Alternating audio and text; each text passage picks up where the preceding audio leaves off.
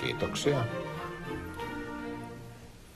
Nyt me juomme maljan äidille, koska äiti täyttää vuoden verran enemmän.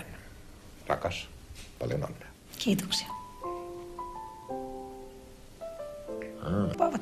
Tapaukset, kiitos.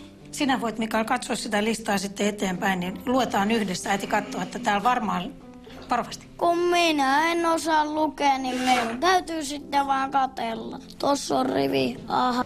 Tämä pieni sydän tässä, nämä pienet kädet tässä. Sinua on kiittämässä, kun sä meille ruoan annat, joka päivä huolta kannat. Aamen.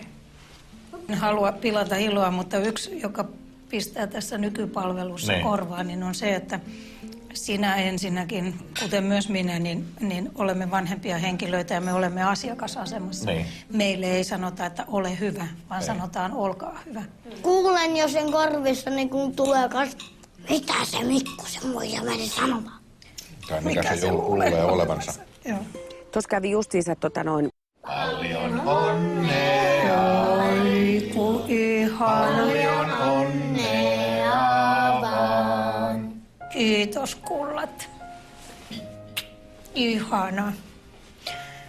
Sinä et ole, etkä näytä päivääkään vanhemmalta.